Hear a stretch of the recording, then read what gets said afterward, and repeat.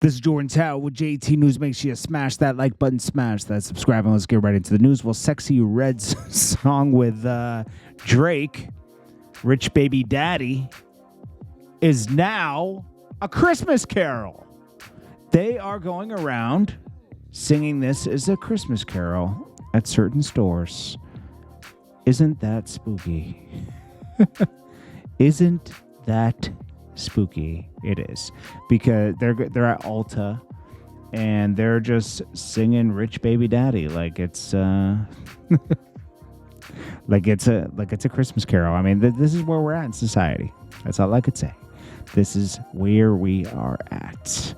All right, so then we got Rick Ross.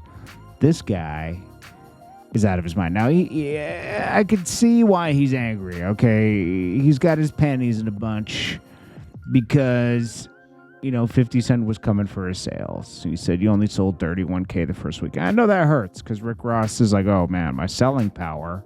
Because the album is good. The Meek Mill and Rick Ross album is good. And the first singles are good enough where it should have sold more, okay? It probably didn't sell as much because there wasn't a push from Gamma to do the you have to do retail buys, and retail buys now is on streaming services. So you got to have the front cover of this, front cover of that.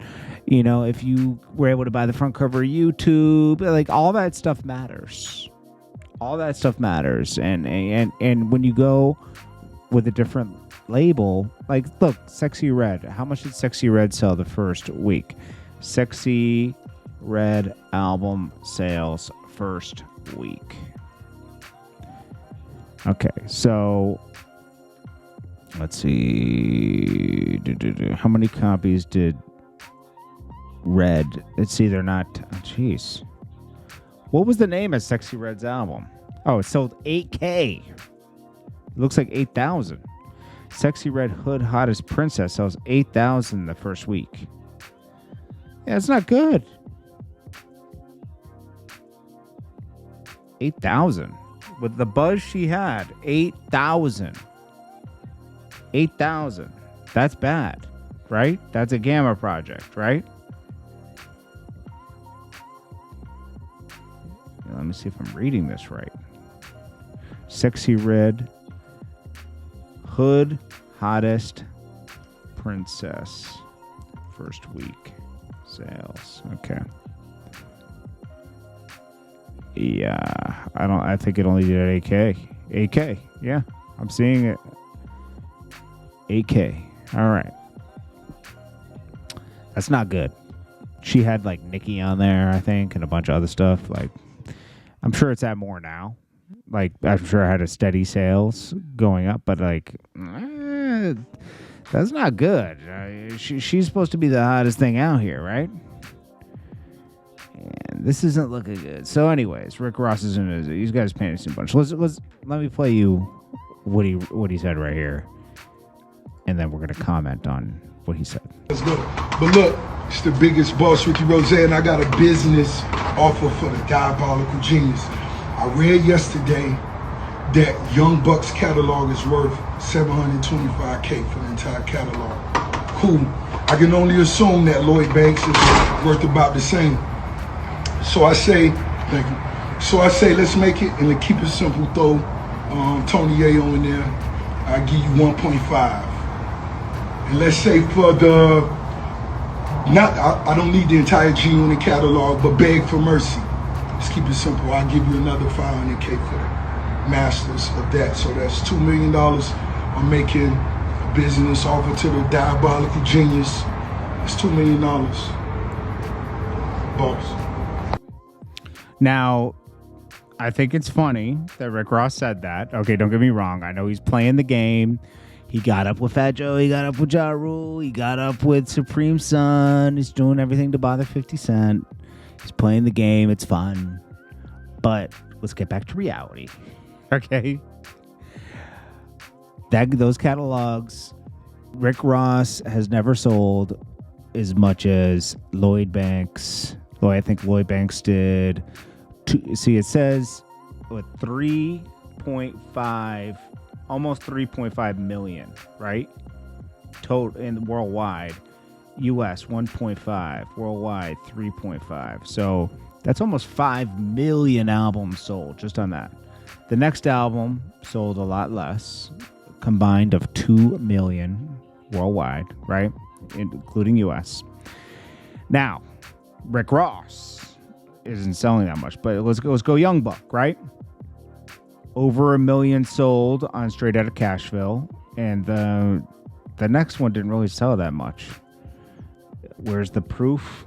He waited almost 4 years to release his next album, and that was in 2007. It says it sold 1 million, but then I saw somewhere else it sold 2.7 million units in the U.S., over 6 million copies worldwide. So, and that's on par, because G-Unit was so popular then, and they released their albums, right?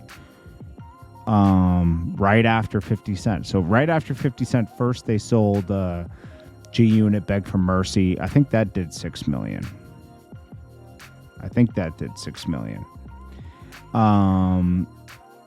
Now, that's the catalog he's talking about.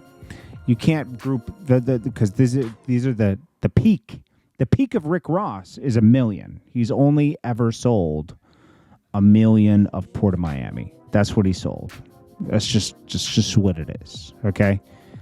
Rick Ross recently sold his whole catalog. He doesn't even own his catalog. The reason why he's buying jets and everything else, he sold the portion of his catalog that he owned for everything. And I think he sold what he owned of Meek Mill, Wale, whatever was attached to Maybach Music Group, right? All that is gone, okay? That's how he bought a jet and everything else. Yes, he has Wingstops and everything else. Yes, he's making tons of money, okay? Don't forget, this guy has like 5 houses, okay? So Rick Ross, yes, he has tons of money. An offer of $2 million is just ludicrous, to buy those catalogs. You might be able to buy their catalog past 2009 for that much. It's possible. Possible. Maybe not. I don't know. But it's not for sale. It has to be for sale as well. Yeah, Port of Miami didn't even. It just broke. And then I put this Teflon Don there because this is when he had the BMF record. I think I'm Big Meech, right? Sold 500,000 copies. A little over 500,000. It's funny. It's like an artist will peak and then they'll never, it's almost impossible to reach that peak again. It's funny how certain people just won't buy it again, It's hard to outdo what you did in the past. Very hard. Yeah, Rick Ross is out of his mind. But it's funny. It's hilarious. Okay, I'm not Beg for Mercy. So, Beg for Mercy only sold 2 million copies? I think it sold more than that, to be honest, worldwide. But it's possible. This is the album that came right after 50 Cent's album.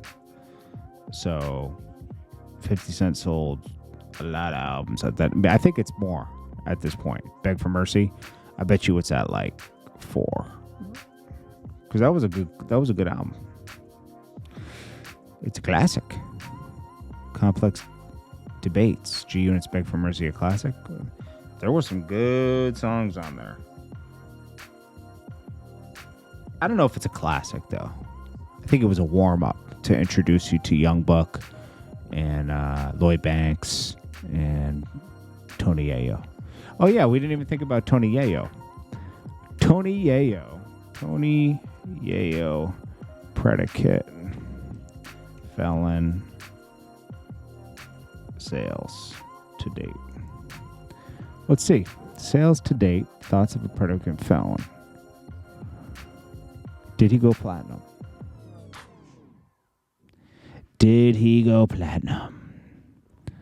We have to see. I'm not sure. It's hard to find these sales. I'm trying.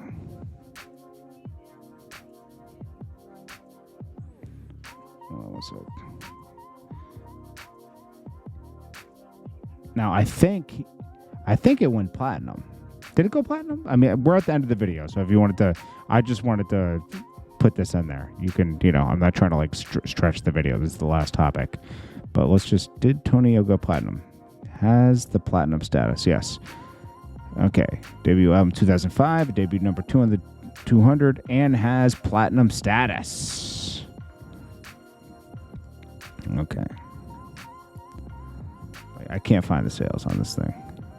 It definitely sold over 1 million. So guess what, Rick Ross? Oh, no, it's, okay, it sold just over 1 million in 2012. So it hasn't done much more than that. Let's just be honest, okay? It hasn't done much more than that. But anyways, that's it. Appreciate you guys. Hope you guys are having a great day. And I will check you guys in the next one. Drake, what are you doing? I can only think that Drake right here, he just misses Young Thug so much. He was like, yo, sexy, come over here. You the female Young Thug.